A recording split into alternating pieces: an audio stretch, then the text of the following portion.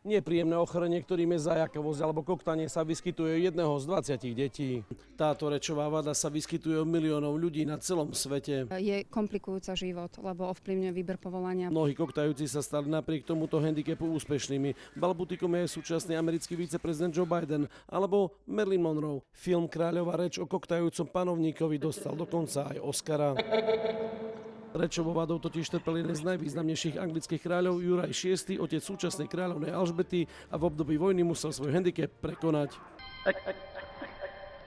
Najväčšie starosti so zajakávaním majú práve deti. Buď sa hanbia výsmechu, alebo radšej nejdú odpovedať, ako by sa zahambili. Dôležité je podchytiť zajakavosť už v ranom detstve. Ideme na logopédiu. Zo dňa na deň sa nám začal zajakávať. Chodili sme pravidelne na sedenia, cvičili sme s malým teda aj doma, aj v škôlke. Postupne behom nejakého možno roka sa to u neho úplne vytratilo.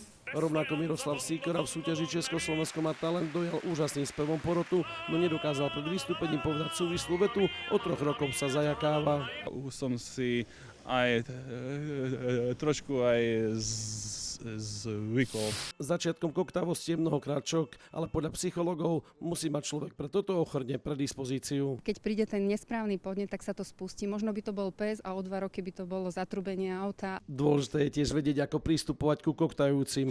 Koktajúcich neprerušujte, pred deťmi sa o ich rečovej vade nerozprávajte, nevyžadujte na silu hovoriť, vylúčte situácie, ktoré vyvolávajú strach, ale aj situácie, ktoré rozrušujú, hoci aj pozitívne, a nekladte na zajakávajúcich neprimerané nároky a očakávania. A keď sa dá zajakávosť úspešne liečiť, u 1/3 sa odstraní úplne, u 1/3 sa iba zmierni, ale 1/3 sa zajakáva na celý život. Nech je ten problém akýkoľvek veľký, vždy vieme nejakým spôsobom znížiť a v niektorých prípadoch aj vyliečiť. Laco Ďurkovič, televízia Joj.